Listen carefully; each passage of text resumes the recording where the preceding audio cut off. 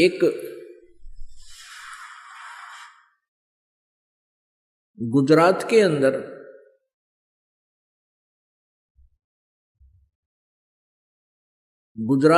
एक भरूच शहर है, भरूच डिस्ट्रिक्ट,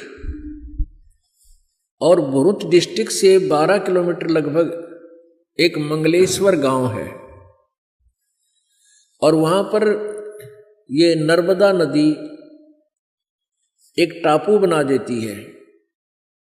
जमीन का एक 800-900 एकड़ का जो क्षेत्र है उसके चारों तरफ से यानी दोनों तरफ से जाके आगे मिल जाती है, उसको अपने घेरे में डाल रखा है, उसको टापू बोलते हैं।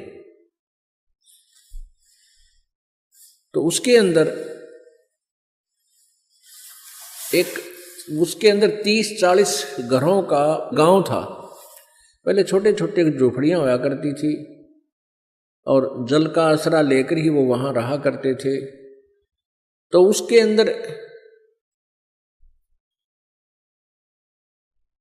उस टापू में अर्थात 800-900 एकड़ जो जगह थी वहां पर 30-40 घरों का एक गांव था, और उसमें जीवा दत्ता नाम के 2 ब्राह्मण भाई रहा करते थे, और भी ब्राह्मण परिवार थे उसमें।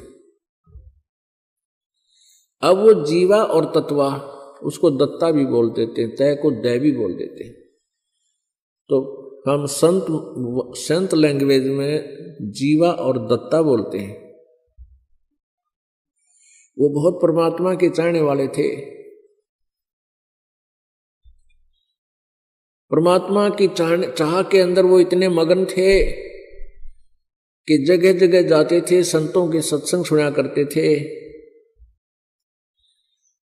अब जहां भी वो जाते थे तो ये बताया जाता था कि गुरु बिन मोक्ष नहीं हो सकता, और फिर ये भी कहते थे कि पूरा गुरु हो, क्योंकि परमेश्वर कबीर जी से भयभीत होकर के वो सभी संत मंडलेश्वर ब्राह्मण ऋषि ये शब्द भी कहने लग गए थे कि अभी गुरु पूरा हो, पूरे बिना बात बने कोई नहीं। और अपने आप को फिर पूरा सिद्ध करने के लिए बहुत से उदाहरण दिया करते थे। तो जीवा दत्ता जी दोनों भाई परमात्मा की प्राप्ति के लिए मोक्ष कराने के उद्देश्य से संतों के पास जाते, उनके विचार सुनते और सभी ये शब्द बोलते, यही वचन कहते कि गुरु बिन मोक्ष नहीं, और गुरु पूरा हो। तब उन दोनों भाइयों ने सोचा भी जहां भी जाते हैं, जिस भी ऋषि महर्षि के, संत के, मंडलेश्वर के, गुरु के, ब्राह्मण के वचन सुनते हैं, हमने तो वो सारे अच्छे लगे हैं। यानी प्रत्येक संत ज्ञान देता है, भगवान की चर्चा करता है, हमें तो सभी अच्छे लगते हैं। लेकिन ये पहचान हम कैसे करें कि इनमें पूरा कौन सा है? सभी अपने आप को पूरा बताते हैं, इनकी वे ऑफ वर्शिप भिन्न भिन्न है, इनके ज्ञान में भी अंतर है। तो ये कैसे निर्णय करें कि गुरु पूरा है? तो उन्होंने सोचा भी देखो, मनुष्य जीवन बार बार मिले को नहीं, क्योंकि ज्ञान जो सत्संग सुनाया जाता है, जो जहां भी कोई सुनाता है, तो यही कहते हैं कि मानुष जन्म बार बार प्राप्त नहीं होता। 84 लाख योनियों के अंदर धक्के खाकर दुख उठा करके एक बार मानव शरीर प्राप्त होता है, और मानव शरीर प्राप्त करके परमात्मा की भक्ति नहीं की तो जीवन व्यर्थ हो जाता है। तो पुण्यात्मा जो होती है उनकी छोटी सी बात ही बहुत ज्यादा चुभ जाती है, वो भयभीत हो जाते हैं, हे भगवान क्या होगा यदि अब के मोक्ष नहीं हुआ तो ना जाने कितनी बार कुत्ते गधे सुअर की योनियां प्राप्त करनी पड़ेंगी। इस दृष्टिकोण से इस मानव जीवन को सफल करने के उद्देश्य से जीवा और दत्ता ने अपने आप सोचा कि हे भगवान हमें पूरा गुरु मिलाओ। हम पूरे गुरु को समझ नहीं पा रहे हैं, कैसे पहचान करें? तो उन्होंने आप पर एक डिसीजन ले लिया एक वट वृक्ष की यानी बड़ की एक सूखी लकड़ी वह नीचे पड़ी थी टूटी हुई काफी दिनों से, उसको उठा के अपने आंगन में जैसे पौधा लगाया करे, जो बना के गड्ढा खोद के और उसमें लगा दी, वह गाड़ दी वो सूखा खूंड। और फिर उन्होंने के विचार किया कि इस सूखे खूंड में, इस सूखी डारी में, टहनी में हम मंडलेश्वर संतों के चरण धोके और चरणामृत डालेंगे। यदि चरणामृत डालने से यह सूखी टहनी हरी होगी, हम उसको पूरा गुरु मान लेंगे। वैसे पुण्यात्माओं, ये कोई तरीका नहीं था पूरे गुरु की पहचान का, पर वो भोले वाले थे, श्रद्धा गणी थी भगवान में, और पूर्ण परमात्मा और पूरे गुरु के लिए वो तड़फ रहे थे। तो परमात्मा अपनी ऐसी आत्माओं के लिए कोई ना कोई तरीका बनाता है। उन्होंने क्या किया, किसी भी मंडलेश्वर के पास जाते और उनसे उपदेश की प्रार्थना करते, उनके चरण धोके और अपने पात्र में डाल लाते। अब चरणामृत तो कोई भी दे देता है गुरु संत, आके उसमें डालते हैं। कई एक को अपने घर पर भी बुला देते, कोई आसपास जा रहा होता, वहां पहले उनके चरण धोते, आहार कराते और उस लकड़ी में पानी डालते, कुछ नहीं हुआ। ऐसे कई वर्ष बीत गए। अब उन दोनों भाइयों ने प्रार्थना की रोकर एक परमात्मा, हे मालिक, पूरा गुरु कोई है नहीं, क्योंकि हमारी टहनी हरी हुई नहीं इनके चरणामृत से, और पूरे गुरु के बिना ये मानुष जीवन व्यर्थ हो जाएगा। ये परमेश्वर, या तो पूरा गुरु मिले और नहीं तो हम अपने दास के इस शरीरों को, हम दोनों भाइयों के शरीर को, मनुष्य जीवन को खत्म कर दो, इसको खत्म कर दो परमात्मा, और उस समय शेष जन्म देना हमारा यो मनुष्य जीवन का, जिस समय पृथ्वी पर कोई पूर्ण संत आया हुआ हो। वर्तमान में पृथ्वी पर कोई भी पूर्ण संत नहीं है। इतना कह करके घंटों रोए, घंटों रोए। अपने आत्माओं, जब आपको तड़प होगी भगवान के पाने की, फिर आप जी का यही हाल होगा। परमात्मा पाने के लिए राजाओं ने राज त्याग दिया और शरीर का कोई ध्यान नहीं दिया, कठिन से कठिन तप किए। तो उसी सतिथि, ये सतिथि उन्हीं पुण्यात्माओं की होती है जो पुनर्जन्म से भी भक्ति करते हुए आ रहे हैं। कहते हैं, संतों से साधा से ती मस्करी और चोरा नाल खुशहाल, ये तो मल अखाड़ा जीतेंगे युगन युगन के माल। ये जो निकमी आत्मा है वो संतों के साथ बदमाशी करते हैं, मजाक करते हैं, उनको तंग करते हैं, और उन चोरा नाल खुशहाल जो नकली संत हैं, बकवाद करते फिर हैं, उन तरह जी रहे, उनके साथ प्रसन्न रहते हैं और कहते हैं मल अखाड़ा जीतेंगे ये युगन युगन के माल। माल मीन रेसलर, पहलवान। पहलवान वही होता है जो पहले एक्सरसाइज करता है, प्रैक्टिस कर रहा होता है। तो आप कई जन्मों से ये रिहर्सल करते आ रहे हो, आप कई जन्मों से भगवान के अखाड़े के माल हो, पहलवान हो। तो ऐसे ही वो जीवा और दत्ता भी वो युगन युगन के माल थे। उन्हीं में ये प्रेरणा होती है परमात्मा के पाने की। जैसे मीराबाई युगन युगन की माल थी, ना समाज देखा, केवल भगवान देखा, चाहे कुछ भी हो, मारो चाहे छोड़ो।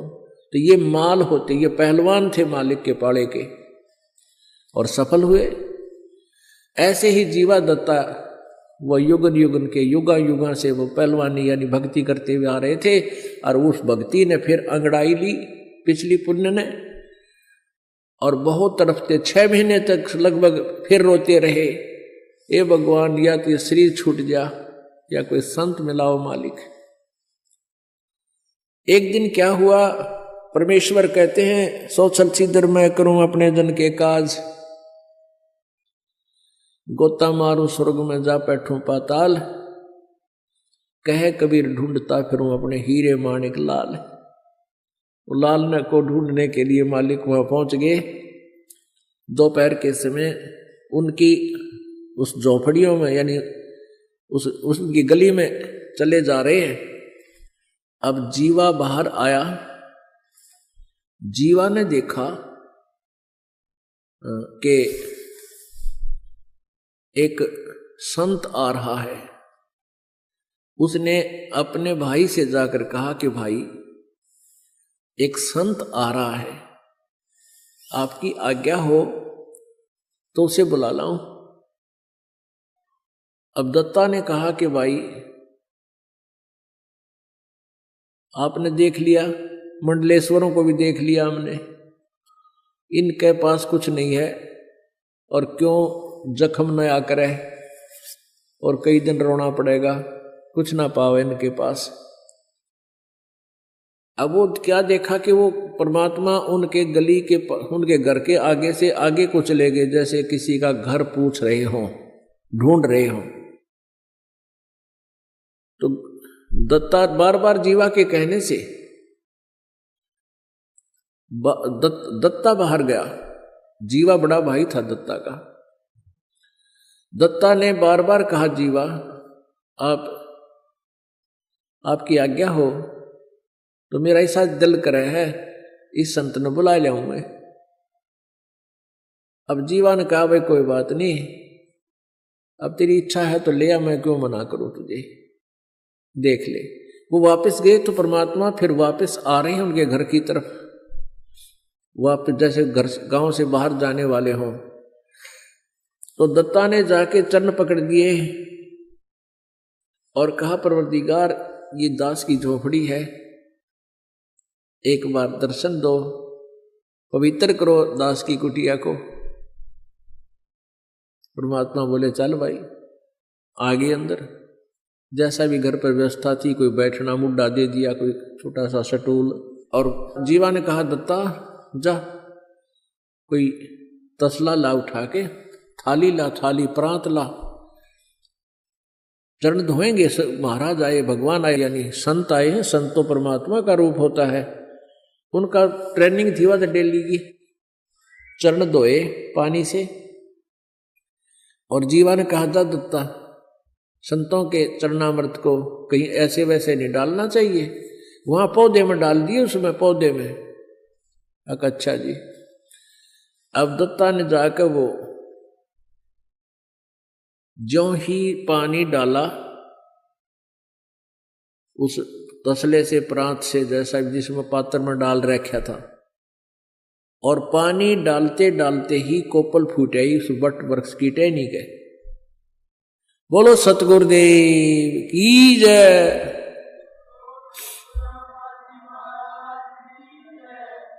अब दत्ता ने आवाज लगाई, जीवा दौड़ के आना, जीवा जल्दी आ। जीवा गया। क्या देख, भगवान आगे, आज जिसकी चाह थी वो मिल गया हमारे को। अब देखे थोड़ी देर में पूरी कोपल फूट गई, वह इतने लंबे लंबे पत्ते हो गए, सूखी टहनी के। अब दोनों ने एक एक पैर पकड़ लिया,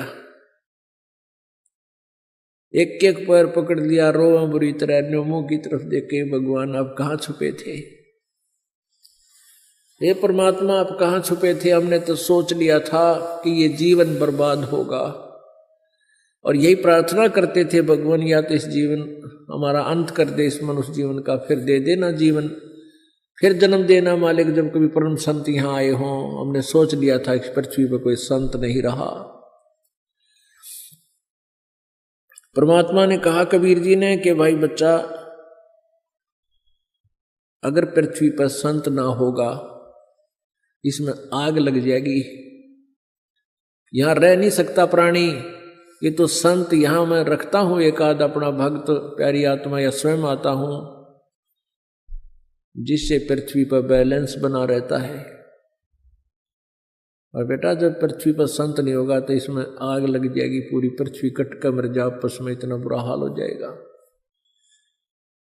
तब उन्होंने कहा कि हे परमात्मा, हमने तो आपकी बहुत इंतजार करी, आप नहीं आते तो हम 6 महीने और ज्यादा जीवित रहते, क्योंकि सूख का कांटा हो गए थे और उनका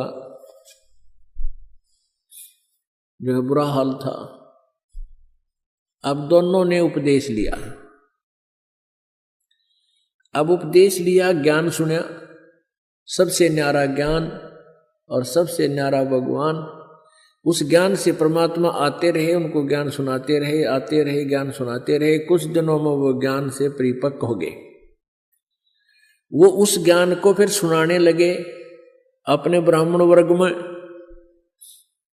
अब ब्राह्मण वर्ग तो राम और कृष्ण तो परमानने को नहीं, शिव जी तो ज्यादा किसी की सुने नहीं, भैरव भूत की भी पूजा करवावे। अब उन्होंने पूछा भी तुमने गुरु कौन बना लिया, ऐसा नास्तिक जो ब्रह्मा विष्णु महेश से भी अलग कोई भगवान बताता है। तो उन्होंने बताया कि बनारस में, काशी में हमारे यानी परमात्मा ही आए हुए हैं, वो पूर्ण ब्रह्म है, पूर्ण परमात्मा है। कबीर जी, परमात्मा आएंगे तुम्हें मिलवाएंगे। तो परमेश्वर फिर आगे अपने भक्तों को संभालने के लिए जीवा दत्ता ने गांव वालों से कहा कि आ जाओ, आज भगवान आए हैं। अब ज्ञान तो सुना नहीं, शुरू से ही पूछने लगे तू कौन है, तेरी जाति क्या है। वो ब्राह्मण लोग बोले तूने हमारे भाइयों को, हमारे धर्म के लोगों को मिसगाइड कर दिया है, तू मुसलमान है या क्या है। परमात्मा ने कहा जात ना पूछो संत की, पूछ लीजिए ज्ञान, मोल करो तलवार का, पड़ी रहने दो म्यान। लेकिन नहीं माने। परमात्मा ने कहा भी मैं जुलाहा हूं और कबीर मेरा नाम है और काशी में रहता हूं। वैसे मेरा मूल ठिकाना सतलोक है। अब सतलोक उनने सुना नहीं कदे, वो सतलोक ने समझे कि कहने लगे अच्छा धानक है तू, धानक है? कहाँ पक्का धानक हूं भाई, सारी सृष्टि की रचना बनाने वाला भी मैं ही धानक हूं और कपड़े बुनने वाला यहां पर भी मैं धानक हूं। सब उठकर चले गए। फिर उनका एक मीटिंग हुई, पंचायत हुई। कहने लगे भाई जीवा दत्ता को जाति से डाल दो, ये तो धानक का चेला बन गया, इसने तो हमारे जाति का नाश कर दिया, एक शूद्र का चेला बन गया, हम कहाँ मुंह दिखाएंगे। उनने कर दिया फैसला, सुना दिया फरमान कि जीवा और दत्ता का आपस में भाईचारा बंद, ओका पानी बंद और कोई नहीं बात करे इनकी। इन सब जगह चिट्ठी लिख कर भेज दी। अब दोनों बहुत दुखी हो गए, लेकिन ज्ञान ऐसा है परमात्मा का, सारा संसार रुष्ट हो जावे, ये मार्ग नहीं छूट सकता। फिर वो माल थे, मीराबाई की तरह युगन युगन के माल थे, पहलवान थे, और माल वही हो जो सबने ढा दे। तो उनको कोई यूं तो हुई कोई होता गया गलत, फिर कोई बात ना, परमात्मा चाहिए हमने, वो मिल गया। फिर क्या हुआ कि जीवा के लड़का था और दत्ता के लड़की, दोनों विवाह योग्य हुए। अब कोई ब्राह्मण हाथ टेकन दे नहीं, बालका का ब्याह क्यों करें। परमात्मा आए, चिंता व्यक्त की कि प्रभु ऐसे ऐसे समस्या आ गई हमारे सामने। वैसे तो आपके दास समर्पित हैं, आपके बच्चे भी ज्ञान को समझ चुके हैं, ऐसी तो कोई बात ही नहीं है, हमारे बिना ब्याह रह जाएंगे तो भी कोई दिक्कत नहीं हमने। आपके ज्ञान से हमें प्राप्त ज्ञान हो गया, पता लग गया कि 1 लाख पूत 1.25 लाख नाती, उस रावण का दीवान बाती। इस वंश चला के देख ले, 1 लाख बेटे थे रावण का, को दीवा लावणी अभी कोई ना वंश शेष रहा नहीं, या तो सब ने जाना है। लेकिन इन लोगों ने हमारे साथ बुरा कर दिया, इन ब्राह्मणों ने हमारी हुक्का पानी बंद भाईचारे से हम अलग कर दिए, हमारे बच्चों के रिश्ते भी ये नहीं लेते ना करते। परमात्मा बोले तुम एक काम करो, जगह जगह जाकर कह दो भाई या तो हमारे बच्चों का ब्याह होने दो,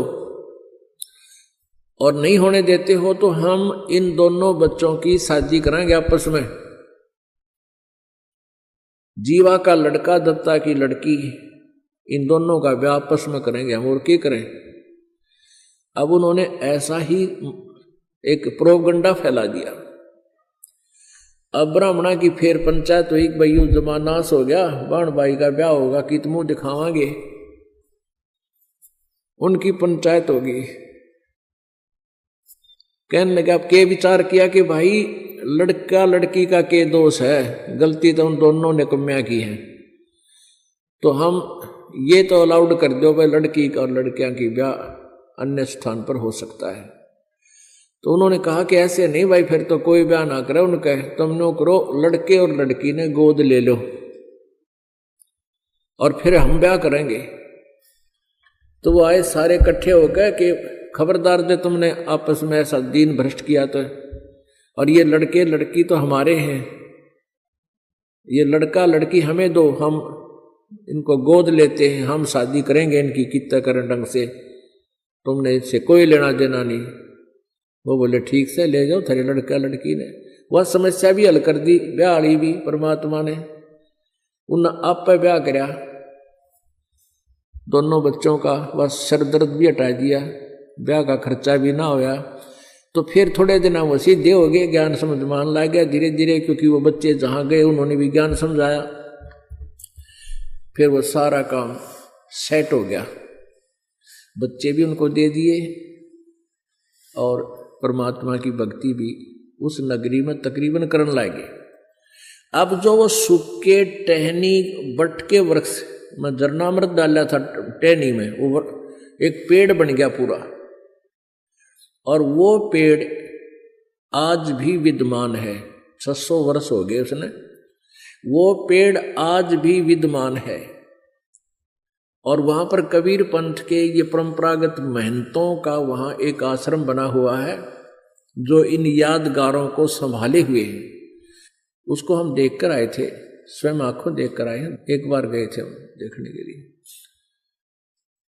उसमें मंगलेश्वर गांव से एक नौका में बैठकर जाना पड़ता है, सामने एक बीच में दरिया है, उसको पार करके सामने वो स्थान है टापू सा। तो वो बता रहे थे कि पहले ये वट वृक्ष इस पूरे क्षेत्र में फैला हुआ था। यानी बड़ की एक ऐसी व्यवस्था होती है, एक बड़ ने आगे बढ़ने की जगह मिल जाओ, वो ऊपर से इसकी दाढ़ी सी आती है नीचे जड़ें, और जमीन में घुस जाती हैं, और कुछ ही देर में वो पूरा पिलर सा बन जाता, सपोर्ट देती है और आहार खुराक देती है, फिर आगे टहनी चली जाती है, यानी बहुत दूर तक जा सकता है। लेकिन अब उसको काट पीट कर दोबारा वहां खेती करने लगे, और वो थोड़ी सीमा में रह रहा है 2 एकड़ जमीन में, मतलब वो लगभग टोटल तो 4 एकड़ में गया है, यानी 2 एकड़ ऐसे बढ़ रहा है, सेंटर से 2 एकड़ 2 एकड़, तो ऐसे 4-5 एकड़ में अब भी वो विद्यमान है, शेष बचा हुआ। बड़ी बड़ी दाढ़ी उसके नीचे गड़ी हुई, बड़े बड़े पेड़ हो गए ऐसे ऐसे। तो वहाँ वो महंत है, उनसे भी पूछा, वहाँ के गांव नगर वालों से भी पूछा, तो उन्होंने यही बताया कि ये कबीर परमात्मा जी या जीवा दत्ता नाम के 2 भाई ब्राह्मण भाई रहते थे, उनको ज्ञान दिया था। उन्होंने एक शर्त रखी थी, उस कारण से ये वह सूखे वृक्ष की टहनी ये पेड़ रूप धारण कर गई।